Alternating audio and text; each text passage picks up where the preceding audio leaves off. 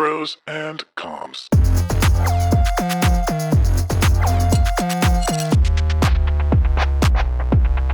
Welcome to Prose and Comms Engagement Unplugged. I'm Brian Rowley.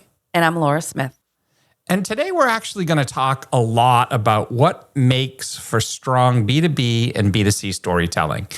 Oftentimes, marketers face the challenge of balancing distinctiveness with likability. And sometimes brands prioritize likability to keep sentiment high among a broad audience, but risk actually losing their edge to stand out. And then there's the other side of that where you've got distinctive brands that actually cut through the noise and stay memorable through unique activations that don't necessarily attract unanimous appeal. And so I guess one of the questions that we'll dig into today is it actually possible to strike a balance between the two? So we're going to dive in. And I thought we could start with potentially, Laura, some brands that are actually successful in achieving unique, distinctive storytelling. And I can start with a couple that may stand out for me, or you could start whatever you want. But I thought that would be a good place for us to start. Yeah, I think that's good. You can start off.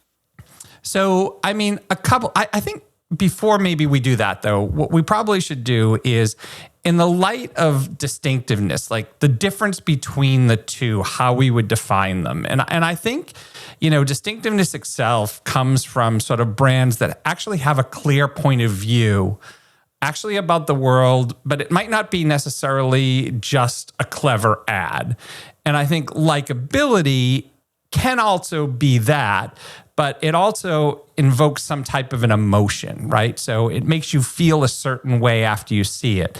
So I think those are two probably good clarifications. I don't know if there's anything you want to add to either of those. Yeah, I think when I was prepping for this, I would say that something that stood out to me that I was reading was that you can't be liked if you can't be recognized. So this distinctiveness is really just about like, how are you representing the brand? And I think it's not just about, to your point, like an ad. It could be the colors, it could be the logo, it could be the sonic. So I feel like there's a lot of ways to be distinctive, whereas likability is really just, everyone wants to be liked. But what does that mean? Are you funny? And that's why people like you? Do you stand for something, the values of the organization? Are they notable? And that's why people like you? So I just think they're different. And I think what we talked about was you also can be both. But the distinctiveness to me is really where I remember something or somebody or some brand because of something. And that, like I said, that could be a range of different reasons. But the likability might be, I just saw something funny that made me laugh and I might never buy that brand. Or remember it, to be honest, right? That's one of the Super Bowl things. commercials all the time. It's like you watch the Super Bowl and people say, oh, I like that ad. And you say, well, what brand was it? And a lot of people don't know because it was just funny.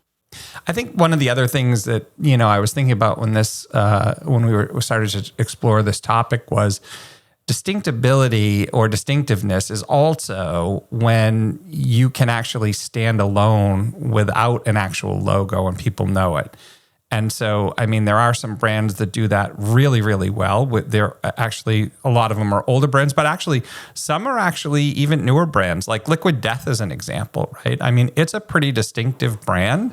And it literally, is one that, turning canned water, right, is really kind of what it did into this sort of lifestyle type brand.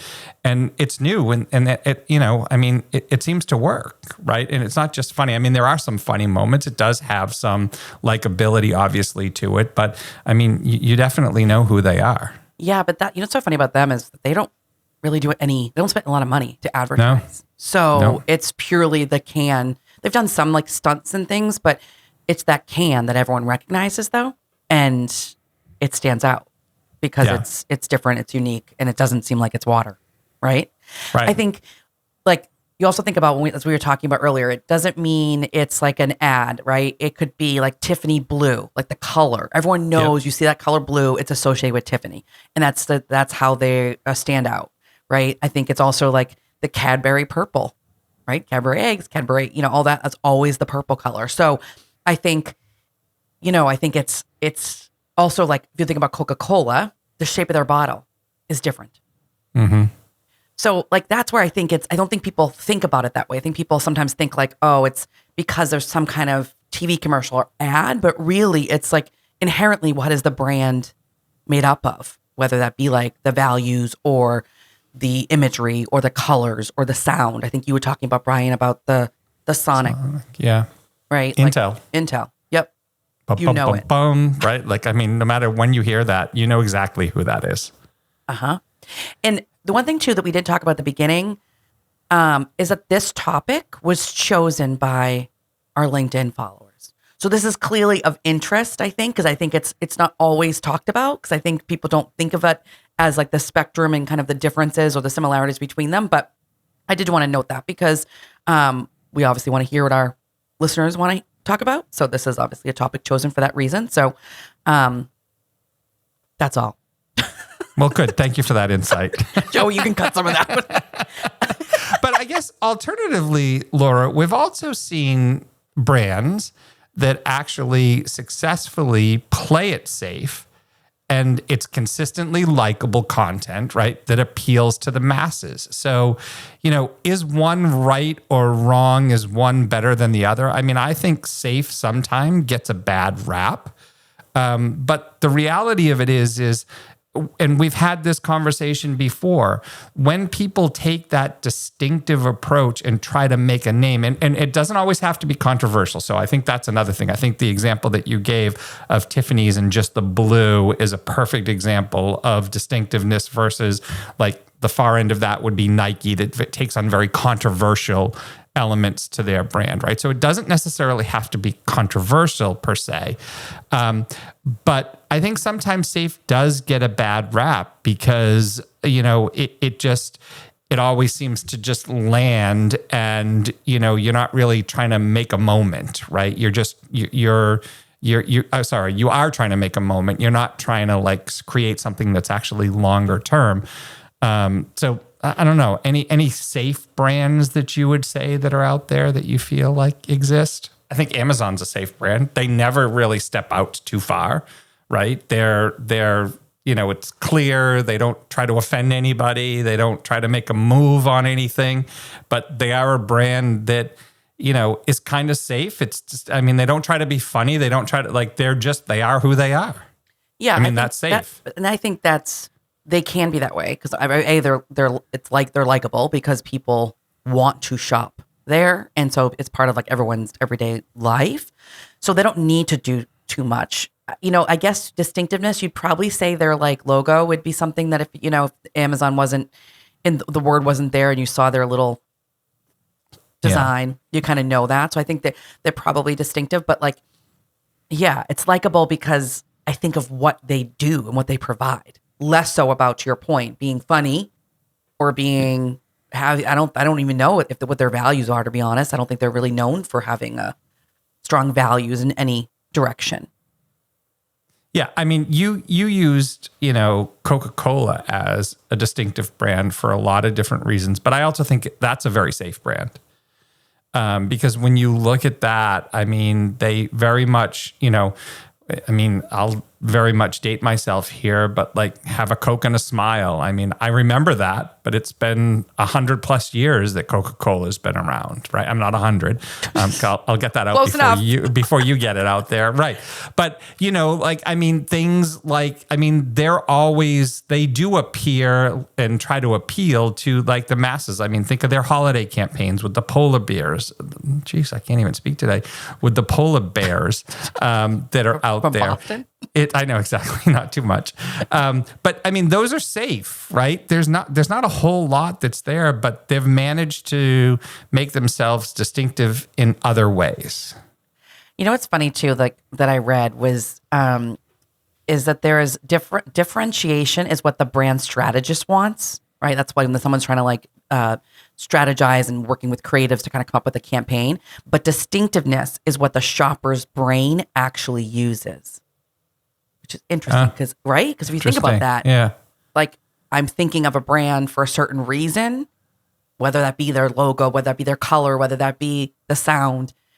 So it's not necessarily like you want to be different. You want to create a campaign that's different from your competition, but distinctiveness is what actually the person's using when they're making their purchasing decision, which is interesting. Yeah. So again, I think sometimes ads are just funny and people love them. They talk about them. Again, Super Bowl Sunday is all people talk about those for a couple days. But do they really identify with the brand? Sometimes yes, sometimes no, because they want to be likable. And that's all they really care about.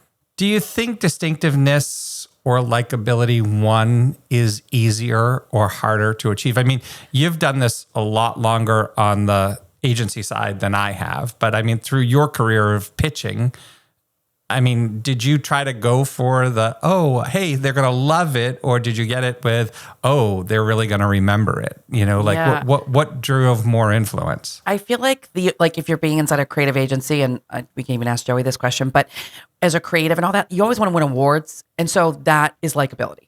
So I think that's where people would say, like, I want people to laugh at that. I want people to be shocked by that.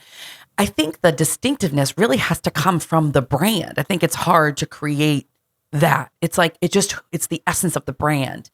So that almost has to be like inherent in the brand.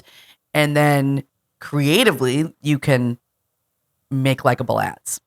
Joey, do you have a perspective on that? I just know when we pitch, there's always like the argument or the discussion around, do we go safe with what they would do, but they just don't know they would do it? Is that the path we go, or do we go somewhere completely different to kind of shake things up and to kind of get them to view the space differently, or just to kind of see, the agency's thinking? So that's like that. That's more like the likability piece, though, right? Yeah. Like you would. Yeah, I think that's what happens, because I don't know if you can create. I mean, obviously you can create distinctiveness. I mean, somebody created the Tiffany color and said that's the color and that's going to be on everything that somebody created the bright sign color. I mean, right. The brand is known for the purple. Purple. Yeah.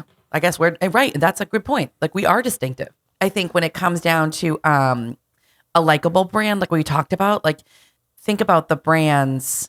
I think it's REI who doesn't open on Black Friday. Is that right? So like they're one because people they're all about like giving their people they're like, go outside. I think that's what the campaign might have been, like outside or outdoors or whatever. But also like Patagonia, because they have like really the environment, right? So like, because there's a shared interest. And I think that they're probably distinctive too, Patagonia, but in REI. But I think from the, you have to figure out like, who are you trying to convince to buy your products, and what do those people, maybe what matters to them? Because then you're trying to get to that like shared interest, I feel like, with likability. Yeah, and I agree.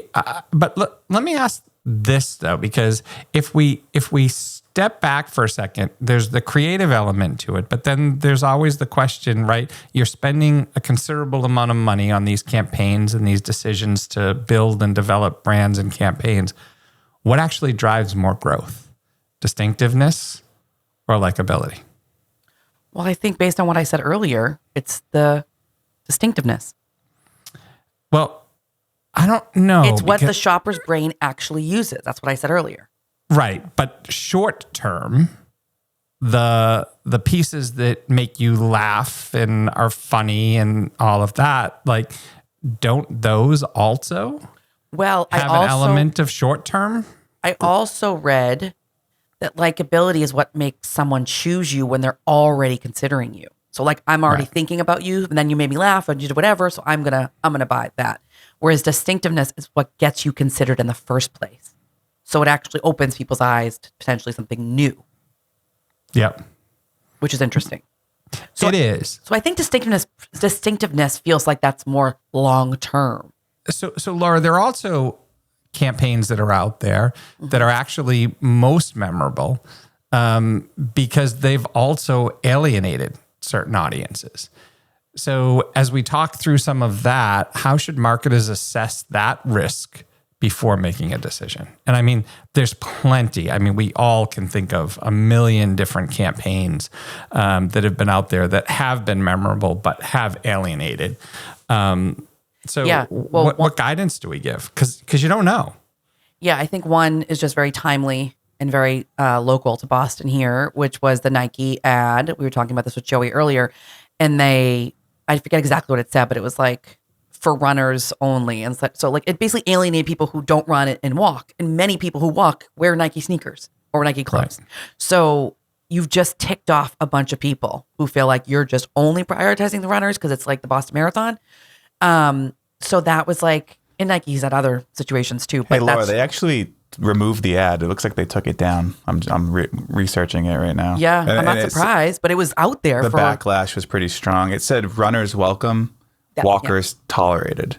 Yeah, like, yeah. That seems pretty aggressive, though, because if you think about it, from their brand perspective, they represent both of those categories. Totally. So why would you? The marathon is for runners. I mean, there are people that walk some of it, whatever, but it's obviously a running moment. And so they're trying to capitalize on that, thinking, oh, look at all these people we can, connect with because all these runners, top of mind. Everyone's in Boston. I think they just didn't think through it. They really didn't. Because the Boston Marathon, the bombing, I mean, you have folks that were injured in that and they might be there. And not be able to run. Right. Yeah. Or worse than that, So it's hard for me to believe that they're that evil that they would still do that without even realizing it. So it feels like they rushed into it and really didn't consider how it could come across to some people.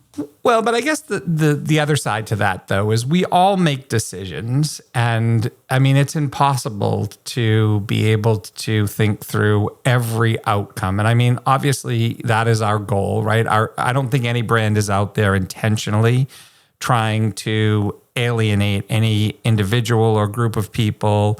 But the reality of it is, I mean, the choice of a word could be, and let's be honest, we're a very sensitive society right now. And I think that has changed over time as well, whether right or wrong. It is a reality of the times that we're living in. So I do think you have to try to think through all of those moments, but I think it's impossible to be able to. And I think that's where the risks come in, that that's why people do play it safe. I was going to say that's why people, I think that's why you see more safe. And the ones that are doing something maybe a little bit more memorable or notable they're okay taking the risk. They're okay because they want to stand out. And they don't, they know you're not going to please everybody. You're never going to do that. But once it becomes something so controversial where like to that point now, Joey, now they have to pull it down and they can't stand behind that anymore. And it had like a, what do you call, like a flash in a pan, whatever. It's like a moment in time that got attention and then it got talked about. And so, but look at us, we're talking about Nike right now. I don't know if I'm never not going to buy a Nike again. That's not what I'm saying. So it's like you had a moment and that'll fade. But I think a lot of brands feel safer being safe. And so there's too much in this world right now, I think, going on that it might be scary to reach out of that.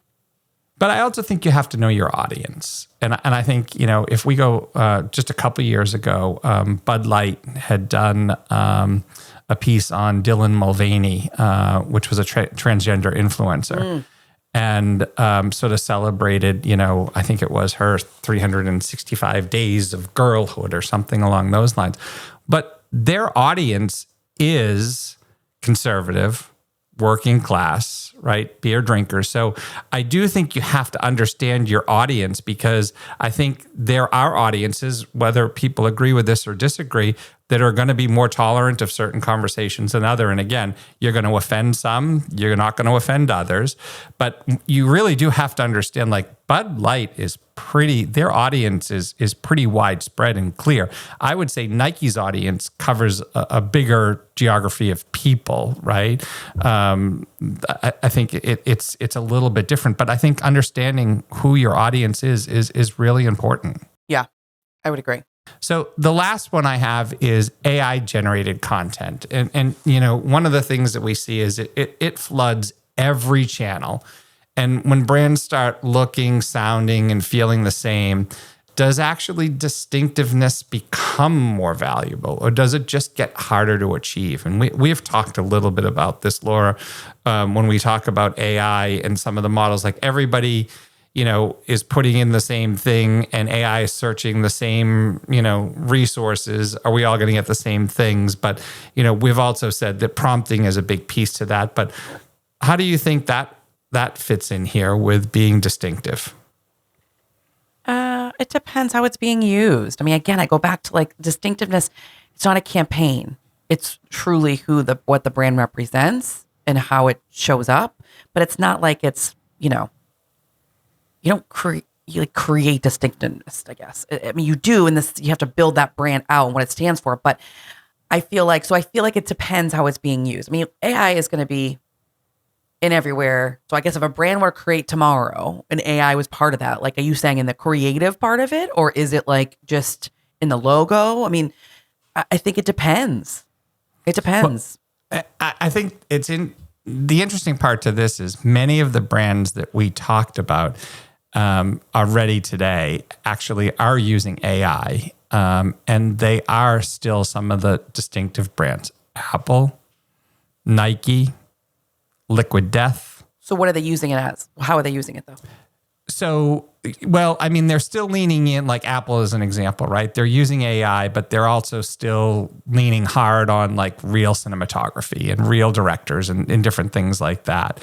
And Nike is doing it they're using AI in order to create concepts, but still using like real storytelling about real athletes, right? In the moment to be able to achieve it. So I do think that it can be used and I think it can be infused, but I think, again, it kind of goes back to the same thing we've talked about many times, and you still have to have that humanistic side in order to be able to pull it off. I don't think you can 100% rely on it. I think you have to, continue to interweave that humanistic approach to it.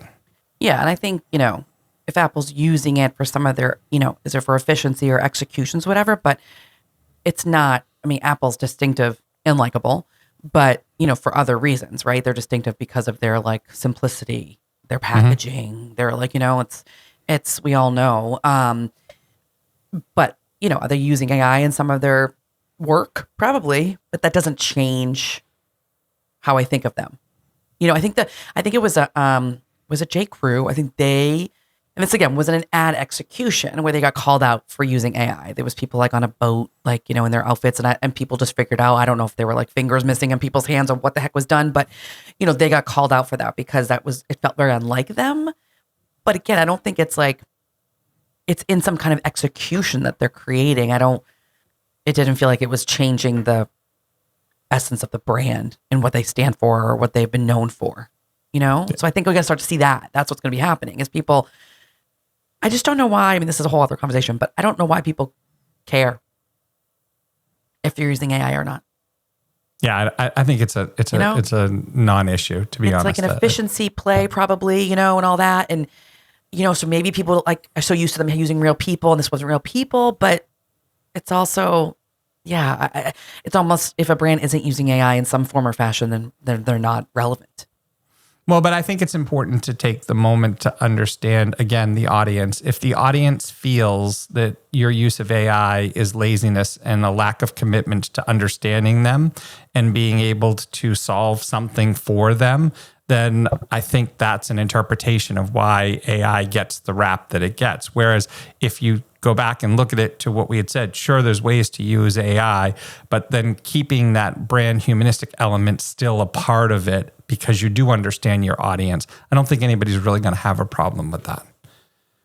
Yeah. Nobody wants to be treated like they, like, oh, they'll never know. So I can just, run this past there and I'll take a lazy approach to this and give it half of the time that it's worth, because I think people take offense to that. And I don't blame you. As a consumer, I would too. Yeah. Yeah. I think it's how it's used. Yeah. Right. I would agree. Well, this is an interesting conversation. And I think it's one that goes in both directions, where I think, you have the ability to be distinctive. There's different moments in time. Likability can be important. You establish yourself with distinctiveness. They can operate in the same world for sure. And we've given some examples of how that happens. Right. And it's just good to kind of, gut check. as marketers, we have to think about this, right? If whether it's working on a new brand or whether it's defining a brand or thinking about just, rolling out campaigns that fall under a brand umbrella, like, you have to think about this. And I think, we have to make those decisions about, to the point, like, Bright Sign, our color is very distinctive. Likable, like, we're working on a campaign now that we think that will be very likable when we roll it out. So I think, we're thinking about those things, right? And we're thinking about how to not play it safe as well sometimes, not to be offensive, but also not to be so comfortable in our own quote unquote brand skin. So, yes. And obviously our listeners were interested in this topic. So there you go. Well, I think if there's other topics that our listeners are interested in, please be sure to let us know. But if you liked what you heard today, be sure and follow us. And thanks for listening.